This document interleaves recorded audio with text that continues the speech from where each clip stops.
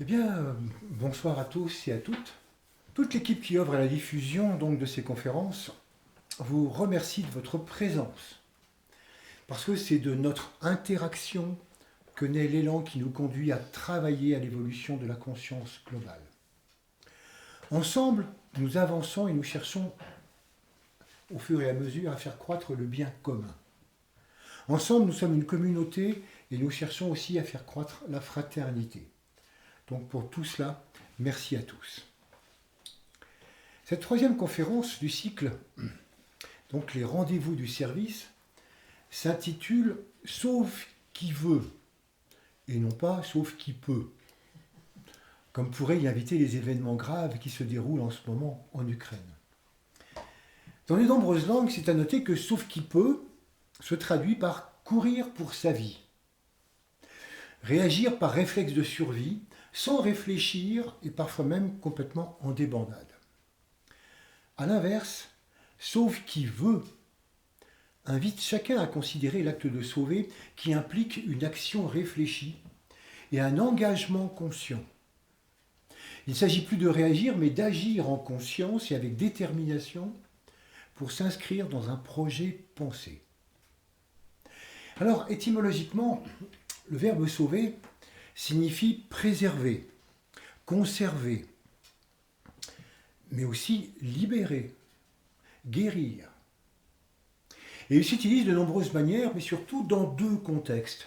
L'un relié au matériel et l'autre relié au spirituel.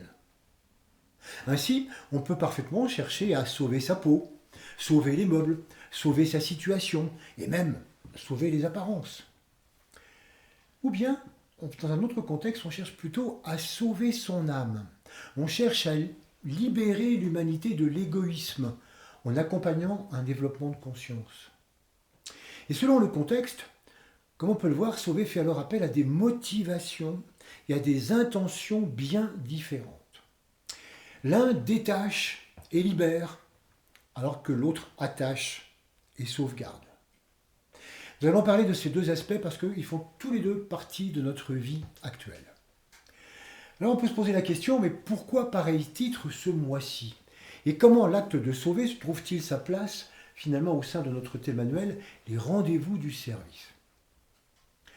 Tout simplement parce que, comme vous le savez, les conférences font référence chaque mois aux énergies zodiacales. Et que nous sommes en ce moment dans les énergies poissons. Or, ces énergies sont associées au travail de salut du monde que nous allons justement détailler ce soir. Le thème de cette année, donc les rendez-vous du service, parle de notre possibilité de sauver le monde, de le libérer des comportements séparatistes. Et d'ailleurs, à ce sujet, le mois dernier, avec l'énergie Verseau, nous avons abordé la conscience de groupe et l'importante contribution du travail des serviteurs du monde qui font circuler des idées d'unité au sein de la société. Et beaucoup d'éléments abordés, alors, résonnent aujourd'hui d'une manière particulière, compte tenu de la situation internationale. Comme nous allons le développer ce soir, la puissance de cette énergie des sauveurs du monde implique d'incarner pleinement les valeurs perçues par les serviteurs du monde. Après avoir été passeur d'idées essentielles, il importe en tant que sauveur du monde de les vivre complètement dans nos existences jusqu'au plan physique, jusqu'aux pieds. Les pieds, ça symbolise justement les poissons. Être sauveur du monde, ça nous engage jusque dans la matière. Alors il est intéressant de rappeler deux des points sur lesquels nous avons insisté au moment de la conférence Verseau, parce que en l'espace de quelques jours, ces deux points sont devenus d'une actualité brûlante. Contrebalancer les forces négatives. Et à ce sujet, nous avions pris pour exemple la peur et son antidote, l'amour. L'accroissement de l'unification et de la cohésion de groupe. C'était les deux points sur lesquels nous avions insisté. Alors on pourrait se dire que ça tombe bien que l'énergie poisson représente l'énergie des sauveurs du monde, étant donné la crise internationale et la crise planétaire. Parce qu'en effet, comme si l'invasion russe à elle seule n'était pas suffisamment alarmante, le GIEC a remis un rapport extrêmement préoccupant sur les dérives climatiques de la planète. Et compte tenu de la situation géopolitique, celui-ci est quasiment passé inaperçu. Mais là encore, il va être urgent de mettre en place un plan de sauvetage du monde. Alors qui peut, et surtout qui veut, être sauveur du monde? La question nous est posée à tous. Comment allons-nous contrebalancer les forces négatives et accroître l'unification et la cohésion du groupe? Naturellement, ce qu'il faut bien comprendre, c'est que ce travail n'est pas nouveau et qu'il ne répond pas non plus du tout à un sauve-qui-peut devant l'urgence de la situation. Ah non, non, non. Il est récurrent ce travail. Il nous est rappelé chaque année pendant le mois de mars. D'ailleurs, sans remonter trop loin dans le temps, il y a 2 ans, la conférence Poisson avait pour titre « L'effondrement n'est pas inéluctable ». À cette époque, la collapsologie avait le vent en poupe et les rapports accablants sur l'état de la planète promettaient un effondrement rapide de notre civilisation. Nous disions alors que si l'effondrement total n'était pas du tout à envisager, oui, une certaine façon d'être au monde allait bien disparaître. En effet, la suprématie des aspects individualistes de notre civilisation actuelle va devoir s'effacer progressivement au profit d'une vie de groupe accrue. Et c'est alors, donc il y a 2 ans, que la pandémie de coronavirus a contraint la France, comme d'autres pays, à entrer en confinement. Et ça a entraîné un certain nombre de conséquences, de mesures plus ou moins acceptées par la société. Même aujourd'hui, nous n'évaluons pas encore totalement les impacts psychologiques de cette crise. Mais nul doute qu'il contribue à nous faire progresser dans le sens de la vie de groupe. Parce qu'en effet, la pandémie a mis en évidence les failles de notre système individualiste, l'importance de l'interdépendance de tous et la nécessité de la solidarité. Bien qu'il y ait eu une certaine confusion parfois entre solidarité et uniformité. Or, c'est bel et bien la solidarité des consciences qui nous protège et qui nous sauve, et non l'uniformisation des mesures physiques ou même la seule réponse vaccinale. Cette crise a mis en évidence la fragilité des modes de vie individuels, qu'il s'agisse de personnes ou de nations. Elle a mis en lumière à quel point nous avions besoin des uns des autres, et combien les employés invisibles, généralement mal payés et peu considérés, étaient indispensables à la vie en société. Elle a montré combien le service public, avec les enseignants, les travailleurs de la santé, les travailleurs sociaux, les commerçants, les éboueurs, et bien d'autres encore, était complètement indispensable au bien vivre ensemble. Et combien l'échelle salariale, témoin de la considération que nous leur portons, ne correspond pas à leur importance vitale. En effet, nous avons vu qu'en cas de crise, on peut se passer de beaucoup de cadres, mais d'aucune de ces personnes. Malheureusement, même si à l'époque nous avons cherché à rectifier notre manière de voir, eh bien maintenant on note une nette tendance, une fois l'alerte passée, à reprendre nos anciennes habitudes. Et alors aujourd'hui, ces 2 mêmes nécessités, contrebalancer les forces négatives et accroître l'unification et la cohésion du groupe, se représentent à nous avec la guerre en Ukraine. L'interdépendance des pays européens est apparue de façon flagrante face à l'invasion russe. Et un élan de solidarité sans précédent a amené l'Europe à parler d'une seule voix, ce qui était totalement inenvisageable auparavant. Il n'a fallu que 3 jours pour insuffler à l'Europe une volonté politique unanime, et ainsi accroître l'unification et la cohésion du groupe Europe.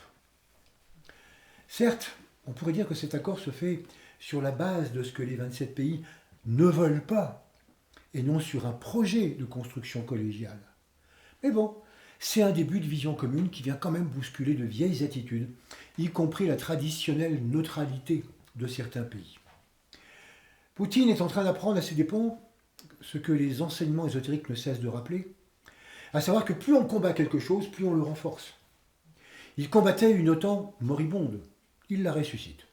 Il pensait que l'Europe serait toujours divisée, et la voilà unie, jamais, comme jamais, grâce à lui.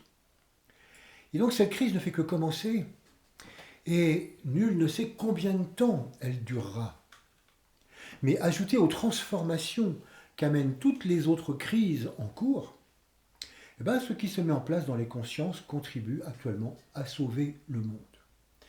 Et c'est ainsi que le terme « sauver » est dans toutes les têtes, à la fois au niveau de la conscience et au niveau matériel.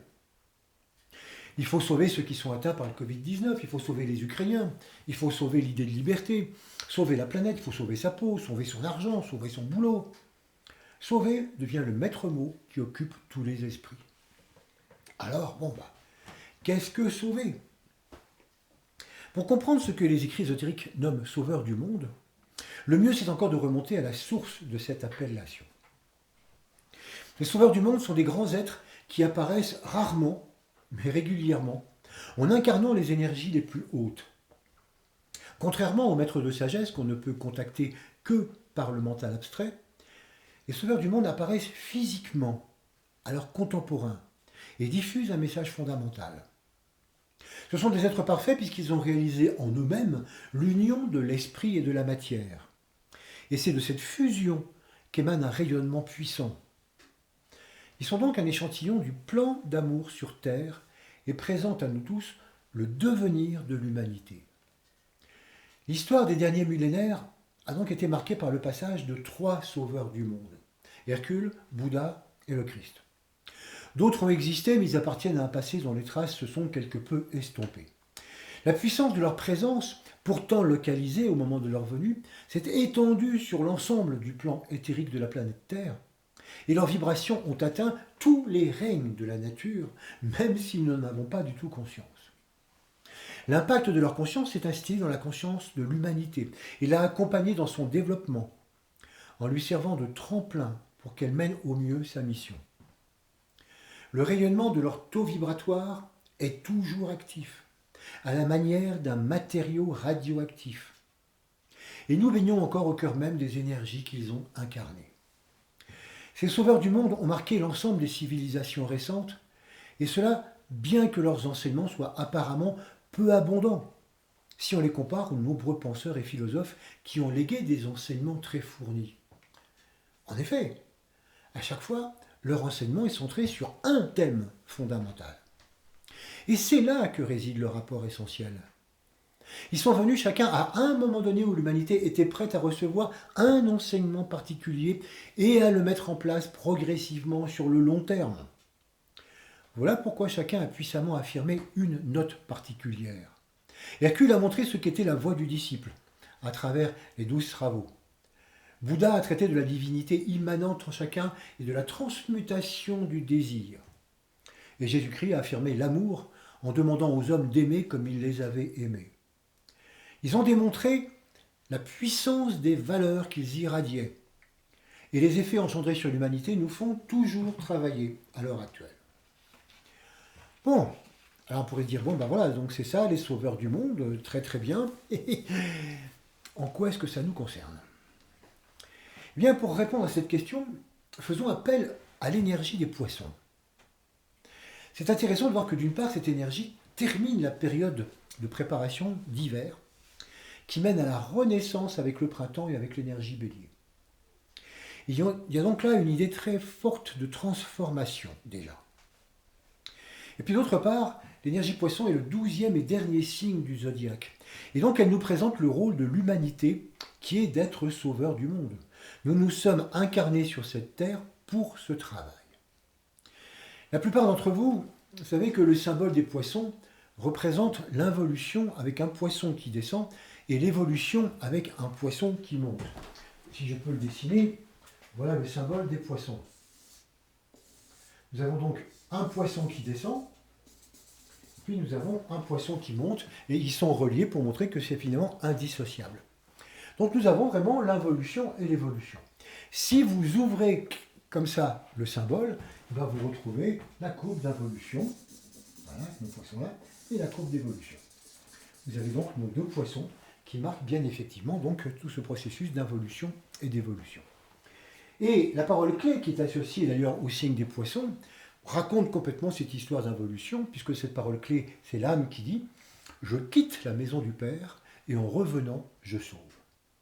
Ça veut dire que nous avons tous quitté les hautes sphères de l'esprit, ici, la maison du Père, pour prendre forme dans la matière, afin de pouvoir ensuite la réunir donc à nouveau à l'esprit.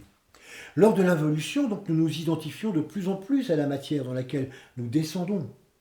Et nos états de conscience reflètent complètement cet état. Et puis, c'est lorsque nous nous libérons progressivement de la servitude de la forme, et non pas de la forme, que nous évoluons et que nous nous identifions progressivement à l'âme que nous sommes. Et c'est en évoluant, en revenant vers le Père, en revenant vers l'Esprit, que nous remplissons notre tâche de sauveur, c'est-à-dire de guérisseur, en mettant fin à la domination de la forme sur l'âme et à la séparation entre l'esprit et la matière.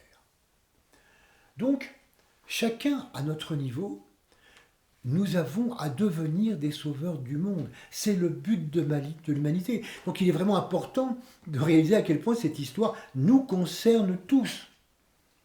Et que d'ailleurs nous avons déjà commencé à la mettre en œuvre.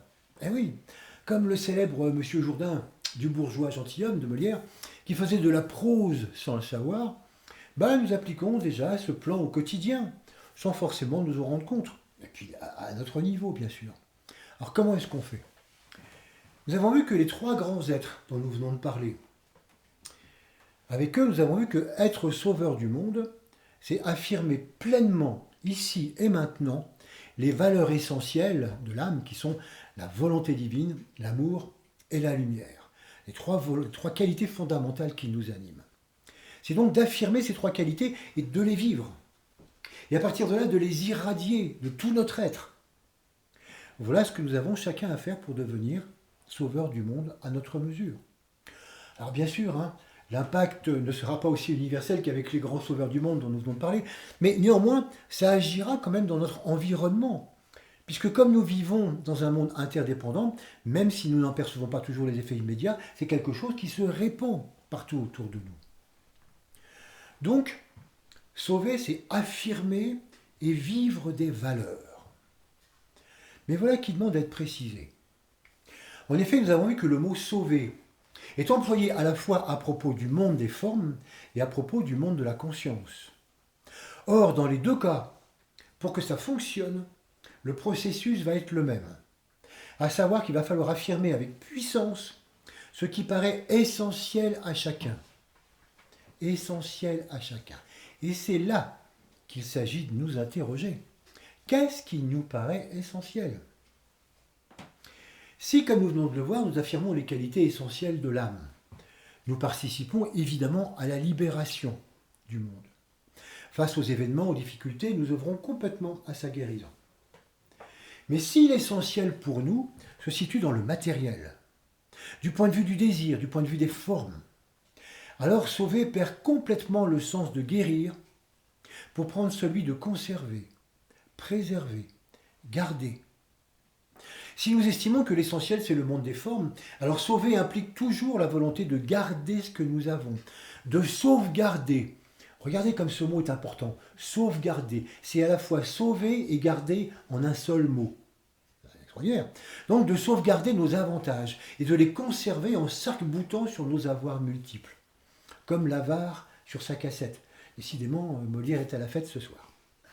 Si l'essentiel se trouve du côté des formes, ça reflète l'importance que nous nous donnons. Et cette importance nous invite à sauver coûte que coûte notre propre forme physique et à sauver coûte que coûte tous nos acquis. L'essentiel dont nous devenons porteurs est alors un plus, un toujours plus pour nous et nos proches. Et ça, quelles qu'en soient les conséquences.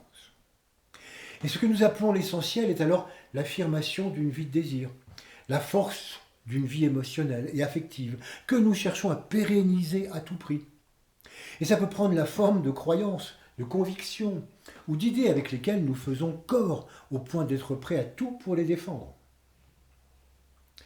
L'affirmation puissante de ce qui nous semble alors essentiel au quotidien fait de nous des sauveurs conservateurs, des sauveurs défenseurs, des sauvegardeurs de ce que nous considérons comme important. Sauver est alors clairement une réponse, une réaction à la peur de perdre. Alors, aussi surprenant que ça puisse paraître, l'affirmation puissante nécessaire pour être un sauvegardeur, ça peut aller même jusqu'à la dictature. Chercher à sauver le monde de l'emprise des dictatures diverses est complètement d'actualité. Ça l'était aussi hier, mais quelquefois la guerre étant plus lointaine, nous nous sentions quelquefois moins concernés. Mais aujourd'hui, tous les regards sont tournés vers l'Ukraine et le monde considère qu'il est vraiment indispensable de sauver le monde de la dictature de Poutine. Mais ça ne doit pas occulter les autres dictatures politiques qui oppriment les peuples à travers le monde, ni même nos propres attitudes dictatoriales, qui ne sont pas sans effet sur le corps éthérique et le corps émotionnel de la planète. Précisons cela. Un dictateur, ça n'est pas quelqu'un qui fait un caprice, qui a envie de quelque chose puis tape du pied pour l'avoir. Non. S'il en était ainsi, il n'aurait que très très peu de force et d'influence. Non, c'est un individu qui est persuadé de servir une cause importante. Il est certain de sauver un aspect du monde, ou du moins de son monde particulier. Et c'est pour lui essentiel. Et c'est ça qui lui confère force et pouvoir. Regardons cela. Poutine est persuadé de devoir sauver et restaurer la grandeur de l'ancienne URSS. Erdogan fait de même en Turquie. Les généraux birmans et bien d'autres sont persuadés qu'ils sauvent leur pays en y préservant l'ordre. Les fondamentalistes musulmans sont convaincus qu'ils préservent la vraie foi et la vraie manière de vivre qui consiste, entre autres, à ne laisser aucune liberté aux femmes. En Iran, les gardiens de la révolution sont persuadés qu'ils sauvent le pays d'un dangereux retour possible en arrière. Le président chinois, Xi Jinping, se sent totalement investi de la mission qui consiste à sauver la Chine de la misère dans laquelle elle était pour en faire la première puissance mondiale. Et cette mission qu'il pense être seul à pouvoir réaliser exclut bien évidemment toute démocratie, qu'il considère comme génératrice de désordre, comme en Occident. Bolsonaro, il est persuadé qu'il sauve le Brésil, en tant que grande puissance économique, là aussi, en dégageant des surfaces de culture gagnées sur la forêt et en chassant les populations autochtones totalement inutiles. Et pensons à Hitler. Il était absolument persuadé d'être le sauveur de la race aryenne et des véritables valeurs d'avenir. Ce sont là des exemples de dictateurs, des exemples d'individus imprégnés des valeurs qu'ils défendent, du bien fondé de leur vision et de l'importance à sauver ces points de vue à tout prix. Comme eux, mais évidemment à une échelle plus réduite, nous pouvons aussi nous transformer en dictateurs quand nous sommes convaincus de la véracité d'une idée ou d'une croyance et que nous cherchons à l'imposer aux autres parce que nous tenons à sauvegarder la vérité. Eh oui, l'énergie de la dictature s'exprime à divers niveaux et dans l'ensemble des domaines de la manifestation, et pas uniquement sous les formes politiques que nous venons d'évoquer. Ainsi, les valeurs matérielles de notre civilisation moderne imposent des diktats au monde, parce que nous tenons à défendre, à sauver, nos modes de consommation, notre confort, notre suprématie, notre pouvoir. Alors, en affirmant puissamment la liberté de faire ce que nous voulons, et la liberté de consommer, dans la mesure où nous en avons les moyens, nous exerçons aussi une véritable dictature vis-à-vis de la nature. Et il n'y a pas encore grand monde pour remettre en question la dictature de la croissance, prônée comme essentielle pour le maintien de notre mode de vie. De même, l'ensemble des gros laboratoires pharmaceutiques, surnommés Big Pharma, tentent d'imposer une véritable dictature en affirmant sa vision du maintien de la santé dans le monde et en soutenant puissamment que c'est la seule manière scientifiquement prouvée de se soigner correctement. Et tout cela, naturellement, pour nous sauver. C'est évidemment, il n'y a pas d'autre solution, il n'y a pas d'autre raison. Alors, comme on peut le voir, les exemples sont très nombreux. Mais il en est de même pour chacun d'entre nous. Chaque fois que nous affirmons avec force une idée, une conviction, et que nous cherchons à l'imposer, nous pouvons avoir des tendances dictatoriales. Naturellement, nous le faisons parce que nous sommes persuadés qu'il en découlera un bien, un mieux-être, pour nous-mêmes, pour l'autre, pour la famille, pour la société, voire le monde dans sa globalité. En quelque sorte, nous nous prenons un peu à ce moment-là pour des sauveurs. En fait, il faut voir que chaque fois que nous cherchons à sauver le monde du point de vue des formes, du point de vue des valeurs passées, chaque fois que nous cherchons à pérenniser ou à restaurer d'anciennes formes, nous nous présentons en fait en sauveurs d'une idée, d'un idéal, ce qui nous amène à l'imposer aux autres, que ce soit d'une manière active ou simplement en résistant de toutes nos forces à toute autre vision. Ainsi, aussi bizarre que cela puisse paraître, mais être dictateur, c'est se prendre pour un sauveur du monde. Parce que il y a un amalgame terrible à ce niveau-là entre les deux utilisations du mot sauver. Il est évident que lorsqu'on fonctionne d'une manière dictatoriale, c'est qu'on cherche à sauver dans le sens de conserver, de sauvegarder, de préserver un passé et des avantages acquis. Mais le problème, c'est que nous sommes aussi quelque peu persuadés que ce que nous faisons contribue à la libération du monde des idées fausses, à la libération du monde des attitudes erronées, et qu'ainsi nous sauvons aussi, nous, dans le sens de guérir la société et de faire évoluer la conscience. Et ça, c'est un manque total de discernement.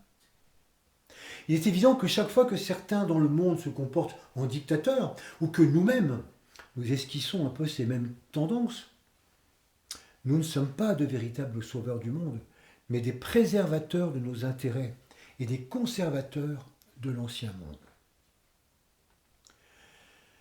Mais qu'est-ce qui donne aux poissons cette puissance d'affirmation qui permet de sauver ? Eh bien, l'origine de la poussée d'affirmation puissante qui est présente en poisson tient à la présence dans ce signe de la planète Pluton, par laquelle rayonne l'énergie du rayon 1. Ce rayon affirme ce qui doit être. Il affirme la vision de l'évolution à long terme. Il affirme la nécessité d'incarner pleinement les qualités fondamentales de l'âme. Les sauveurs du monde dont nous avons parlé précédemment étaient tous constitués d'une manière ou d'une autre par cette énergie qui leur conférait puissance et détermination. Naturellement, la force du rayon 1 pousse les consciences à affirmer l'essentiel subtil, les valeurs de l'âme, la mise en œuvre du plan d'amour, afin de sauvegarder le monde. Mais comme nous le savons, le moi est prompt à inverser les processus. Et c'est ainsi que, comme nous venons de le voir, nous pouvons aussi utiliser cette énergie pour affirmer nos attachements matériels, émotionnels et mentaux. Mais notons bien que la véritable intention fondamentale du rayon 1 à travers Pluton, c'est de nous libérer et non pas de nous attacher encore plus. Faisons une petite parenthèse à ce sujet pour évoquer la puissance de Pluton à travers les signes. Bon, on ne va pas rentrer dans les détails et ceux qui seraient intéressés peuvent se reporter à la 3e conférence, celle des poissons, donc de 2008, où c'est plus détaillé. Pluton séjourne donc longtemps dans les signes qu'il traverse, ce qui lui laisse le temps de produire des effets sur le long terme. En 2008, donc, nous avions évoqué l'entrée de Pluton dans le signe du Capricorne, qu'il quittera pour entrer en Verseau en 2025. Donc 17 ans de présence de Pluton dans l'énergie Capricorne. Ce qui est intéressant, c'est que chaque fois qu'il séjourne dans un signe, eh bien, l'énergie de Pluton affirme avec puissance les qualités de ce signe, ce qui a tendance à dynamiter complètement les déformations et les mauvaises utilisations de cette énergie par l'humanité. En Capricorne, eh bien, qu'est-ce qu'affirme Pluton ? Eh bien, il affirme les qualités de cette énergie qui sont reliées à la maîtrise fondamentale avec un M majuscule, ou à la maîtrise de soi, et à la responsabilité fondamentale. Et donc, il affirme que le véritable maître n'est pas du tout celui qui met les autres à son service, mais celui qui sert les autres. Être maître, ce n'est pas dominer, mais vivre humblement. Donc, ça, depuis 14 ans, Pluton affirme ce sens de la responsabilité et de la maîtrise nécessaire de nos états de conscience égoïstes. Voilà pourquoi, depuis 2008, nous avons assisté à beaucoup de remises en question du pouvoir de ceux qui pensaient avoir une certaine maîtrise du monde. Depuis les mises en accusation des paradis fiscaux, jusqu'à la fin de l'immunité des crimes sexuels, en passant par la dénonciation de tous les abus économiques, politiques et écologiques, de nombreux puissants qui pensaient avoir une certaine maîtrise du monde ont vu leur pouvoir leur échapper. Certains qui se pensaient intouchables ont été touchés par des scandales.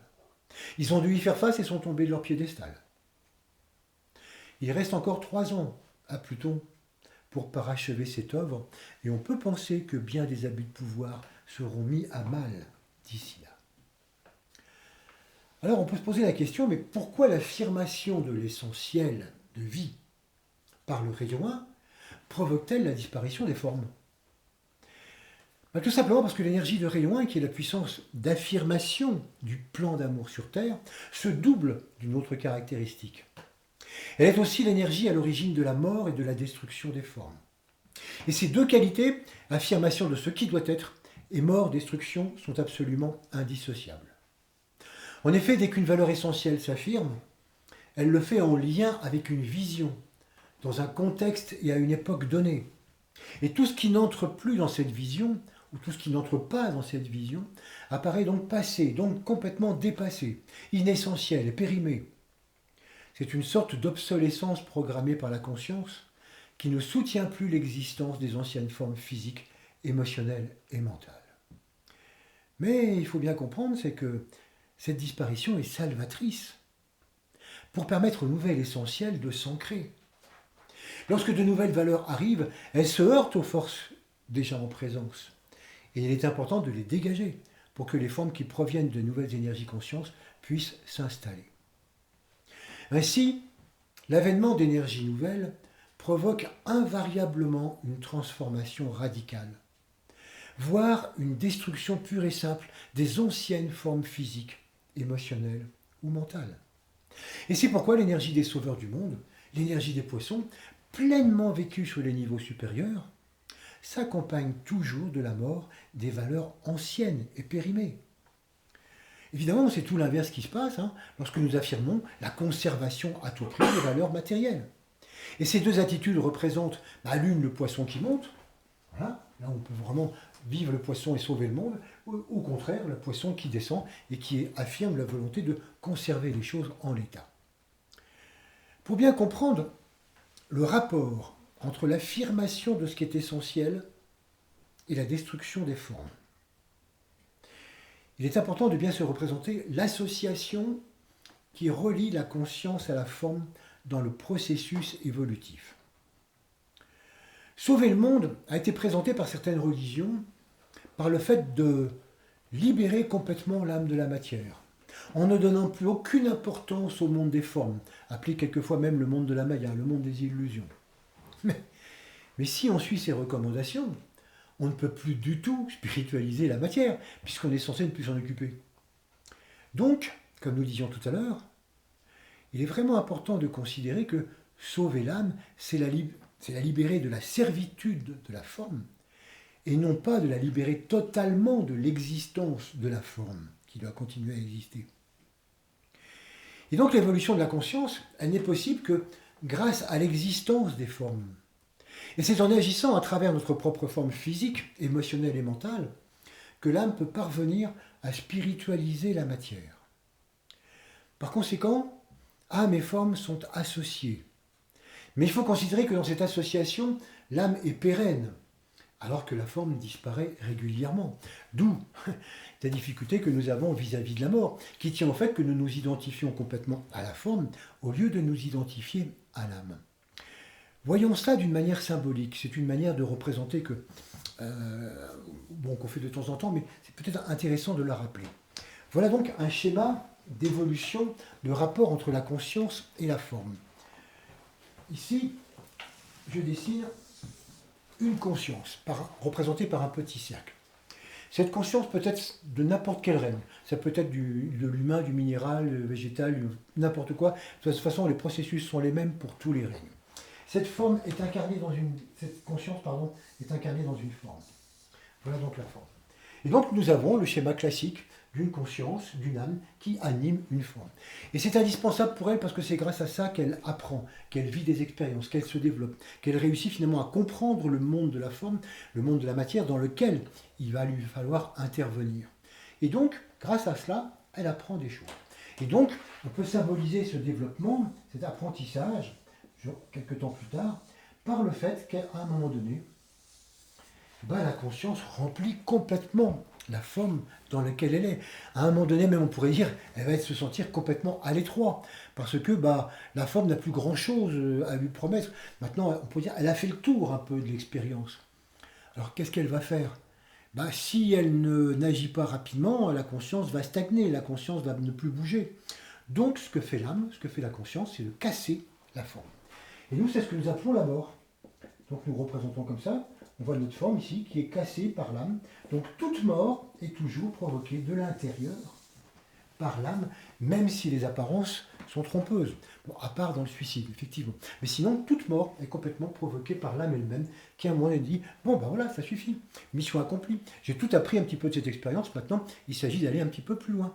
Et ce petit plus loin, c'est que l'âme se réincarne, comme on dit quelquefois, ou renaît dans une forme nouvelle. La voici ici. Je vais peut-être le dessiner en bas parce que j'aurai plus de place. Voici donc la même âme, mais dans une forme beaucoup plus vaste, avec donc beaucoup plus de possibilités et qui va lui permettre de continuer toute son histoire. Et ainsi de suite. Donc, voyons, j'espère qu'on voit bien à l'écran. Oui, bon. Donc, voilà un petit peu toute l'histoire progressive, vous voyez, de la conscience à travers les formes. Et ça, donc, ça continue. Naturellement, l'âme va remplir la forme, la casser, en prendre une plus grande, etc., etc.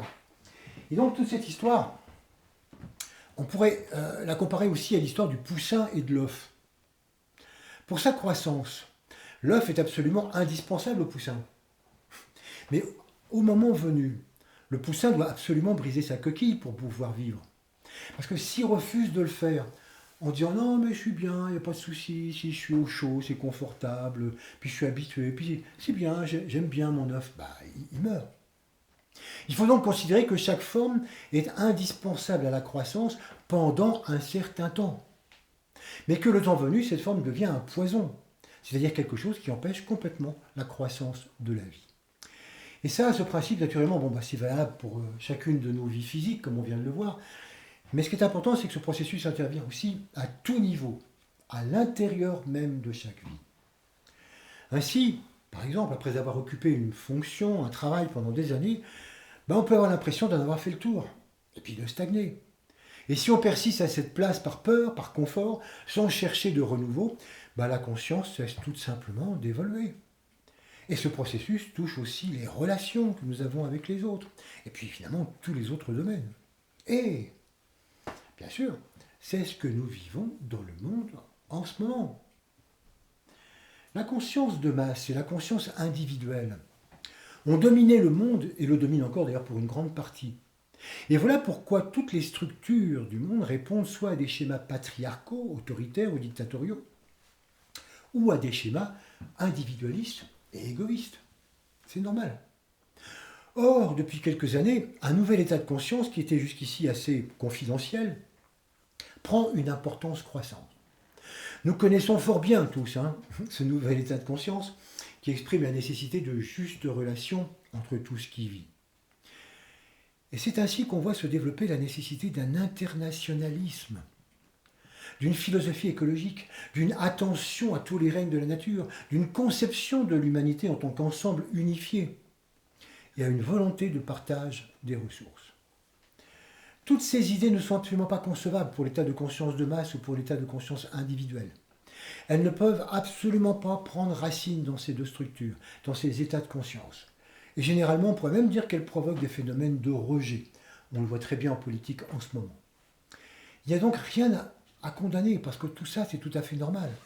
C'est tout à fait normal que les tenants des états de conscience de masse et des états de conscience individuels cherchent à tout prix à sauver le vieux monde, parce que c'est le leur, et à tout faire pour que les anciennes valeurs du passé dominent à nouveau. Mais ça ne marchera pas. Parce qu'on ne va jamais en arrière sur la courbe d'involution et d'évolution. La conscience ne connaît jamais la régression. Donc ce nouvel état de conscience de groupe s'accroît. Donc il est en train de s'affirmer de plus en plus puissamment. Et il commence à casser l'œuf de nos anciennes sociétés. Il commence à casser l'œuf de nos anciennes civilisations, de nos cultures. Il commence à casser l'œuf du monde. Ça craque de toutes parts. Et c'est inquiétant, mais ce n'est qu'un début, jusqu'à la destruction totale de ce vieil œuf. On a parfois l'impression que tous les problèmes viennent en même temps. Mais c'est parce qu'ils sont tous issus du même œuf, du même état de conscience. Et c'est pour ça qu'ils mettent en jeu progressivement tous les aspects du vieil œuf de notre société. L'effondrement total n'est pas inéluctable, mais l'effondrement de la société telle qu'elle existe actuellement est inéluctable, et c'est ce que nous vivons. Voilà pourquoi on en arrive à cette conclusion qu'on n'apprécie pas forcément,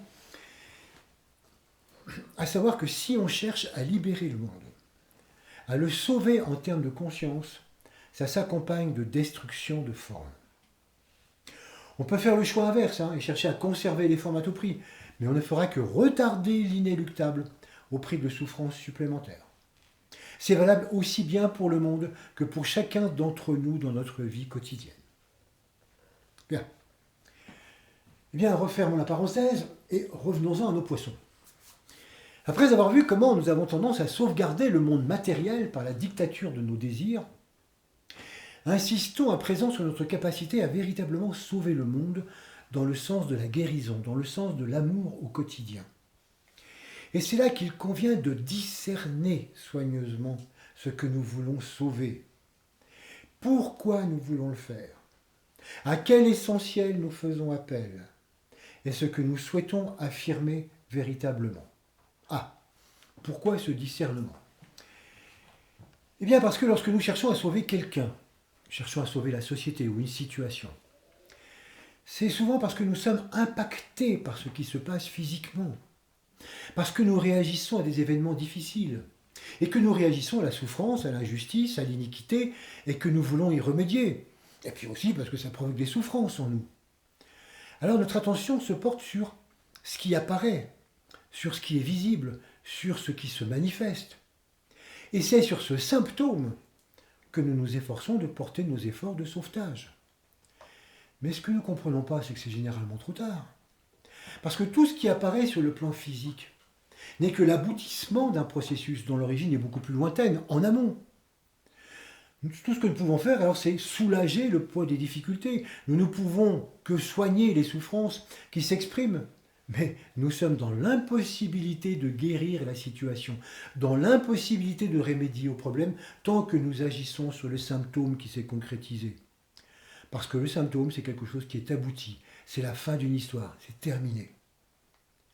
Et donc, il faut bien comprendre que toute situation concrète, même si elle nous choque, toute maladie, toute révolution, toute guerre, c'est la fin d'une histoire.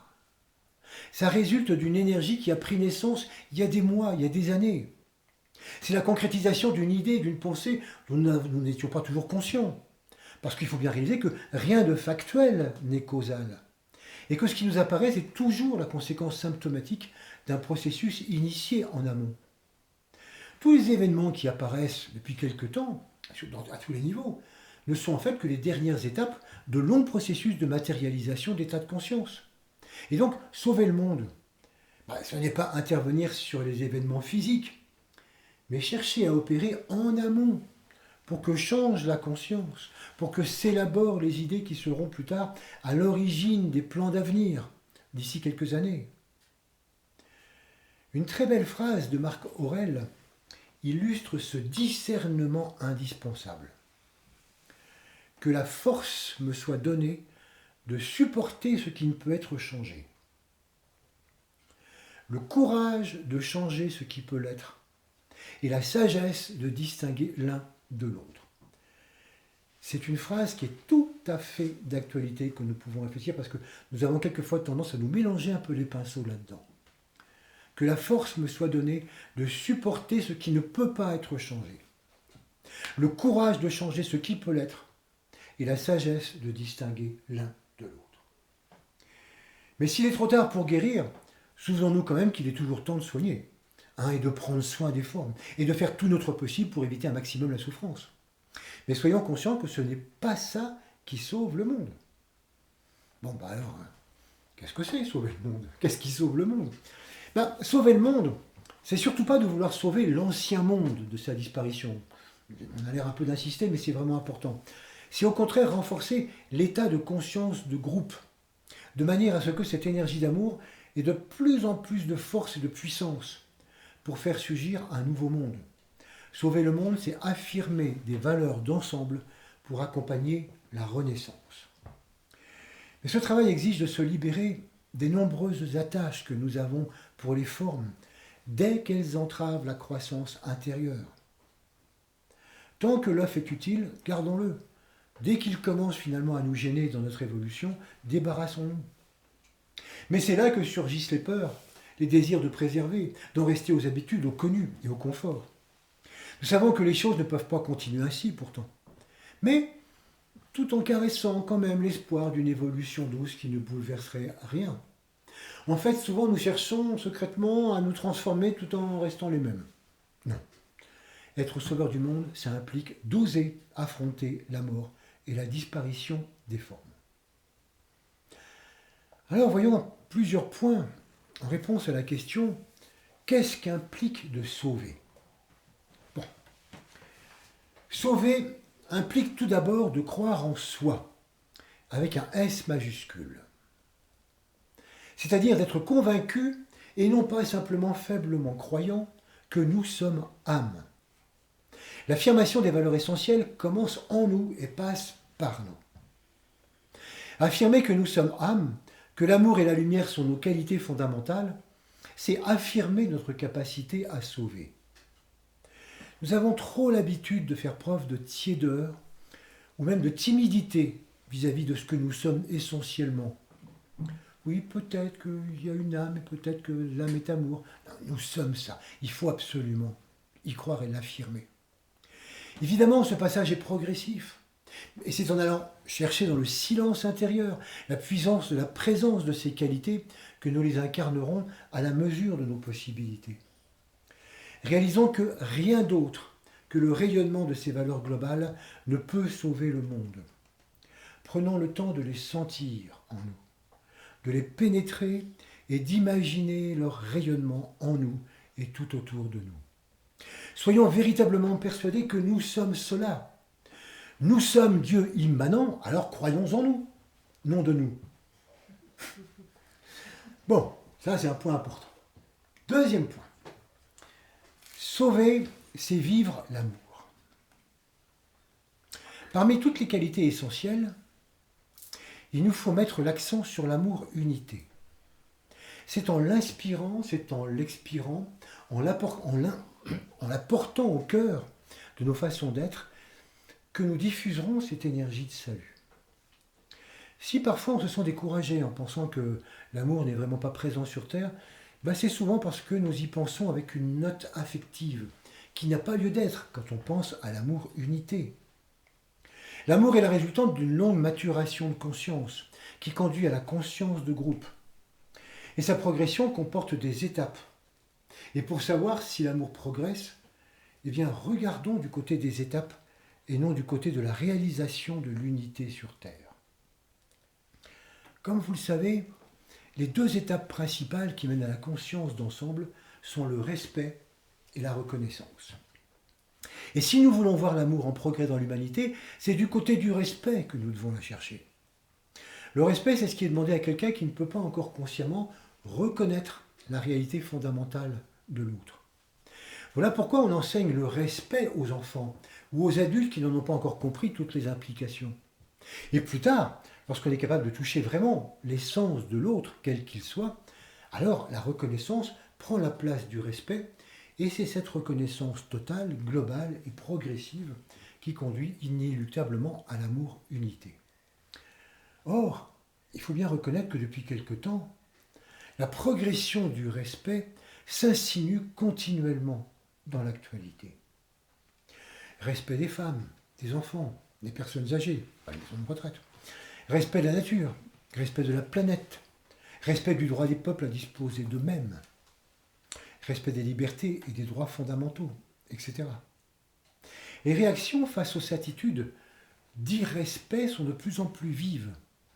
Et c'est donc à travers le respect que nous voyons l'amour à l'œuvre, même s'il reste évidemment encore un long chemin à parcourir, en particulier du côté du respect des personnes les plus pauvres. En effet, la pauvreté dans le monde fait encore partie des choses normales, habituelles, tout comme l'étaient il n'y a pas si longtemps les agressions sexuelles et l'inceste. Et si les agressions sexuelles et l'inceste sont aujourd'hui considérés comme des délits d'irrespect, Eh bien, la pauvreté que beaucoup pourtant déplorent ne touche pas encore suffisamment les consciences pour qu'on s'attelle véritablement à l'éradiquer.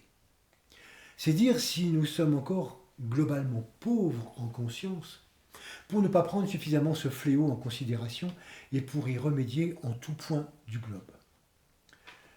Si de plus justes relations s'incarnent peu à peu, la mobilisation générale pour une humanité respectueuse de tous les siens, c'est encore à venir, mais on y travaille. Cependant, ce qu'il faut voir, c'est que la progression de l'amour est évidente à travers les péripéties du monde. Et nul doute que les événements planétaires qui nous interpellent parlent de notre intérêt pour l'autre. Et par ce seul fait, par ce seul intérêt, l'amour progresse. Alors, reconnaissons donc la progression de l'amour à l'œuvre, plutôt que de nous lamenter en occultant sa lente avancée. Et c'est ainsi que nous nourrissons le loup d'amour en marche. Vous savez, ce fameux loup dont nous avons parlé le mois dernier. Et puis il y a aussi quelque chose qui se passe de nouveau dans la réaction au malheur. Un vieux proverbe dit qu'à quelque chose, malheur est bon. Ça signifie que tout malheur révèle un côté positif. Un mantra évoque la même idée, en parlant de révéler l'amour qui gît sous les événements du temps. Il n'y a pas encore si longtemps, les malheurs des uns évoquaient un sauve-qui-peut individuel. Chacun cherchait à sauver sa peau en laissant les autres se débrouiller. Et il est intéressant de voir qu'à présent, le malheur des uns devient l'affaire de tous. Et que plutôt que de laisser la peur nous diviser et entraîner des replis sur un sauve-qui-peut individuel, nous commençons tous à réagir en tant qu'ensemble, en tant que groupe, dans un sauve-qui-veut, interdépendant et solidaire. Parce que nous affirmons ensemble la volonté de vivre de plus justes relations. Pour que nous puissions participer au travail de sauvetage du monde, il est aussi indispensable d'être cohérents et de s'efforcer de vivre ce que nous pensons et ce que nous disons. En effet, l'efficacité de l'amour tient à notre capacité à le vivre dans tout notre être et non pas simplement dans l'idée que nous en avons ou dans notre mental. Si nous en appelons à plus d'amour sur Terre, nous devons impérativement le vivre, à notre mesure bien sûr, faute de quoi notre intention risque non seulement de ne donner aucun résultat, mais en plus de produire l'effet inverse. En effet, si nous réclamons la paix, si nous affirmons l'amour, en étant quelque peu en colère, ou en ayant des arrière-pensées agressives, ou en développant des ressentiments vis-à-vis de certaines personnes ou de groupes, cela n'aura aucun effet sur la progression de la paix dans le monde. Au contraire, notre colère, notre humeur belliqueuse augmenteront ces mêmes tendances dans le monde. Et donc on ne peut sauver le monde en se trouvant dans un état émotionnel. Parce que tout état émotionnel est une réaction personnelle qui va à l'encontre de l'amour-unité. Alors bien sûr, on peut comprendre que certaines situations déclenchent une réaction émotionnelle forte. Mais il faut comprendre également qu'il est nécessaire de calmer cette attitude réactive avant de pouvoir commencer un travail de participation au salut du monde. Un proverbe chinois dit que on ne peut empêcher les oiseaux noirs de voler au-dessus de notre tête, mais qu'on peut les empêcher d'y faire leur nid. C'est une pensée intéressante aujourd'hui où un certain nombre d'oiseaux noirs volent régulièrement au-dessus de nos têtes, mais il ne tient qu'à nous de ne pas les laisser s'installer. Donc, soyons cohérents en vivant ce que nous pensons et ce que nous disons, en affirmant dans notre propre vie les qualités fondamentales que nous pouvons incarner, et en devenant un exemplaire vivant. C'est cela, faire preuve d'exemplarité. Faire preuve d'exemplarité, c'est être un exemplaire, un échantillon de ce qui doit être. Et puis, il ne faut pas non plus, pour pouvoir sauver le monde, focaliser sur un seul problème. En effet, selon les événements du monde et selon nos affinités, nous avons tendance à focaliser par moments sur tel ou tel problème. Nous nous disons que d'ailleurs nous n'avons pas les moyens de résoudre tous les problèmes du monde et qu'il faut peut-être mieux se focaliser sur un en particulier. Mais en faisant cela, nous redonnons de l'importance aux formes, aux symptômes. En faisant cela, nous séparons les problèmes les uns des autres, parce que nous en voyons avant tout l'aspect physique, le symptôme, que nous voulons justement éliminer, au lieu de percevoir l'aspect conscience qui lui a donné naissance.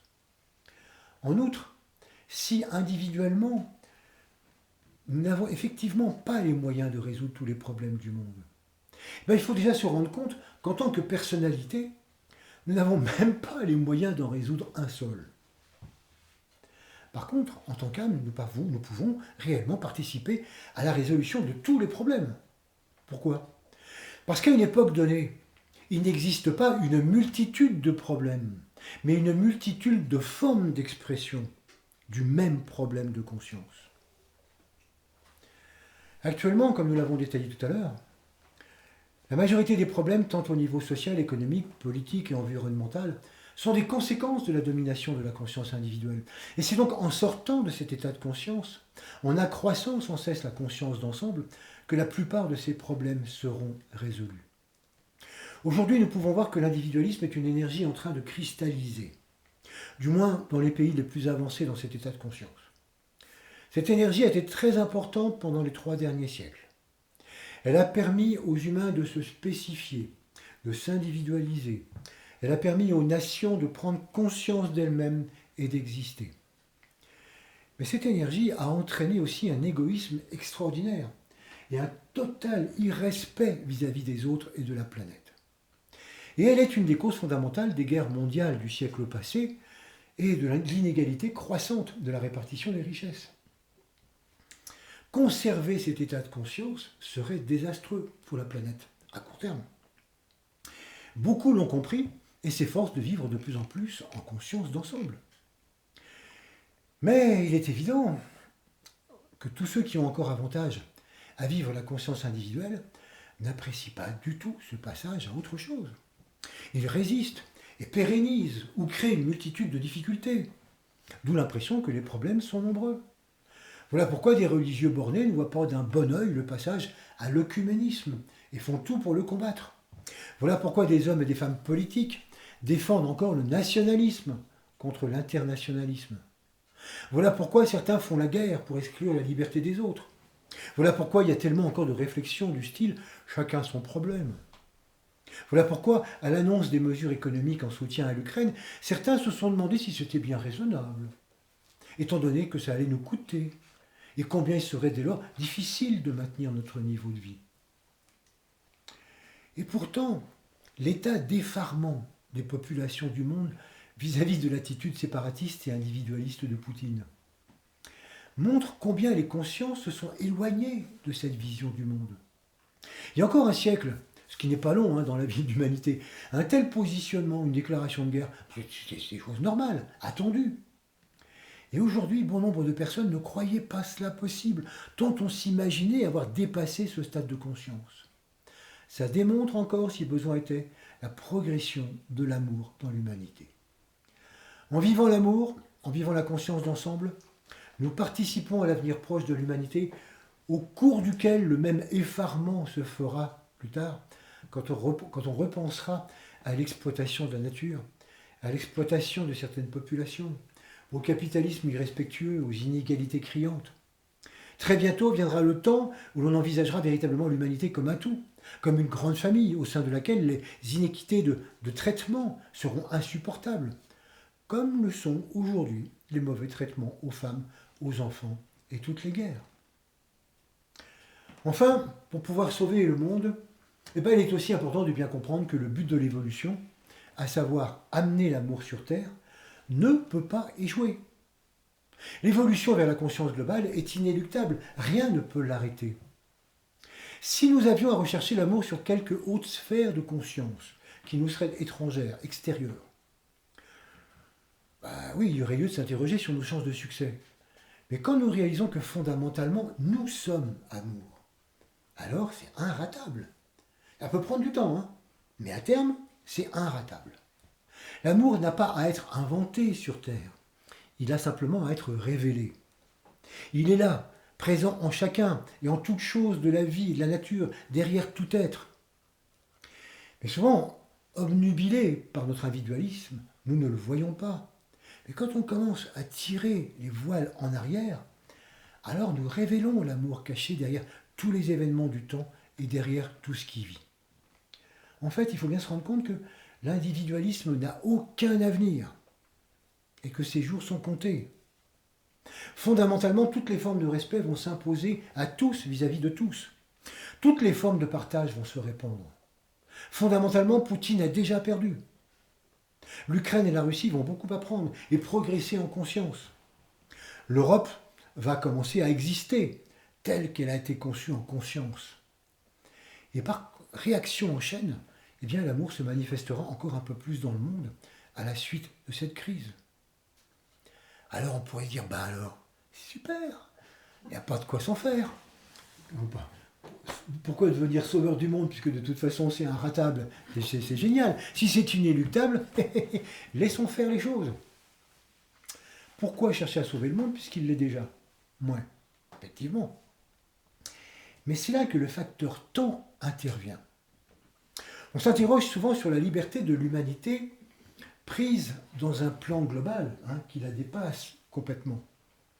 Et on peut répondre qu'en fait, la liberté de l'humanité et ses chances d'échapper à la courbe d'involution et d'évolution est nulle. Sa seule liberté réside dans la manière dont elle décide de parcourir ce chemin et dans le temps qu'elle met à le faire. Ce sont ses deux seules libertés. Mais sinon, elle ne peut pas du tout échapper au processus d'involution et d'évolution. Parce qu'effectivement, nous pourrions nous laisser aller à un certain fatalisme et attendre qu'une lente évolution amène progressivement l'amour sur Terre. Ouais. Mais combien de souffrances supplémentaires? Comme nous le voyons, l'humanité progresse à travers des difficultés, à travers des problématiques et la souffrance qui en résulte.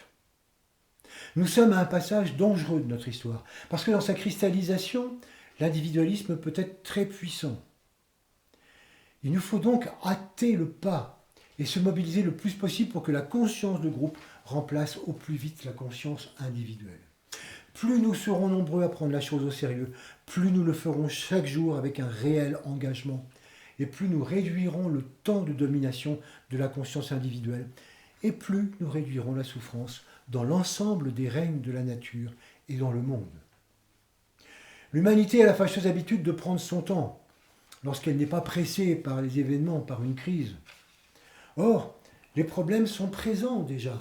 Ils sont présents longtemps sur les plans subtils avant d'exister sur le plan physique. Et c'est là que les sauveurs du monde les perçoivent. Et c'est là qu'ils y répondent, sans attendre qu'ils apparaissent sur le plan physique, puisque là, c'est trop tard. Alors que pouvons-nous faire pour nous engager un peu plus dans l'urgence évolutive planétaire? Le signe des poissons, c'est un signe de mort et de renaissance.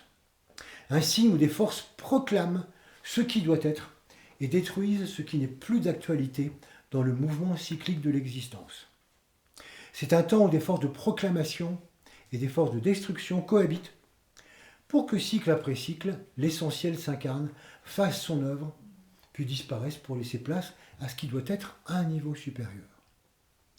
C'est une énergie qui peut paraître bien exigeante, mais c'est parce qu'elle est le 12e et dernier signe et qu'elle clôt l'histoire de l'évolution humaine. Ce que nous avons vu le mois dernier et aujourd'hui représente la note clé de notre thème de l'année, les rendez-vous du service. Lors des mois qui vont suivre, nous chercherons à mettre en évidence comment, à travers le travail de groupe, nous allons parvenir à sauver le monde.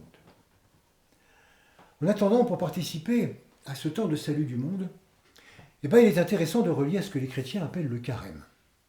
Carême, c'est un mot qui signifie tout simplement 40. Et c'est effectivement une période de 40 jours qui a commencé mercredi dernier et qui se termine avant Pâques. Pendant cette période, il est traditionnellement recommandé de jeûner et de ne plus accorder autant d'importance au monde extérieur afin de se tourner un peu plus vers Dieu. Mais on peut maintenant aborder peut-être cette période-là différemment. En effet, on peut vivre ce temps du carême comme un temps de purification, un temps d'allègement de tout ce qui nous retient dans le monde de la forme. Évidemment, ce processus se passe à partir de la conscience, et non pas à partir d'un programme quelconque de privation sur le plan physique. Nous sommes invités dans cette période à rechercher les qualités essentielles en nous, celles de l'âme, en particulier celle de l'amour-unité. Et puis le travail des 40 jours consiste à les affirmer puissamment en nous, au quotidien, jusqu'en bas, jusqu'aux pieds, complètement à travers ce que nous vivons. Alors pour nous y aider, surtout, ne nous privons de rien. Mais cherchons à nourrir nos différents corps de subtilité. Plus nous nourrissons le physique, l'émotionnel et le mental de nourriture subtile, et plus ça nous aidera à maintenir cette vie essentielle. Il s'agit ni plus ni moins de faire un travail de sauveur sur nous-mêmes, d'affirmer l'essentiel pour qu'il prenne la place de toutes les vieilles formes périmées qui n'ont plus lieu d'être dans notre vie. C'est ça, sauver. C'est s'offrir à plus grand que soi. C'est la personnalité qui s'offre à l'âme pour que croissent de plus justes relations. Et c'est à cela qu'invite le carême. Le carême, c'est 40 jours pour que puisse s'évanouir le futile, l'inutile, certaines enflures du moi qui empêchent d'entendre le murmure de l'âme. Le carême, c'est 40 jours pour accueillir la qualité d'âme que nous souhaitons adopter, pour la faire nôtre et la porter sans limite. Le carême, c'est 40 jours de purification, mais pas de privation, encore une fois. Parce que la purification rend léger, alors que la privation rétracte. Le carême, c'est une invitation, une proposition de voyage vers les contrées subtiles de l'être, pour découvrir l'intime conviction qu'il convient d'incarner maintenant. C'est un appel à la simplicité, au dépouillement, pour poursuivre la route quelque peu libérée. Et ça impose de se délester des poids du passé, de tout ce qui englue les relations. Ça impose de dissiper les brumes qui brouillent les visions pour se vêtir de disponibilité. Le carême, c'est une façon de s'habiller le cœur, le corps et l'esprit pour porter ensemble un message d'unité. Avec ces 40 jours de recueillement, le carême, en fait, est une véritable ode à l'amour. Voilà ce que nous avons à travailler pendant toute cette période. Eh bien, je vous propose de méditer sur ce que nous venons de voir.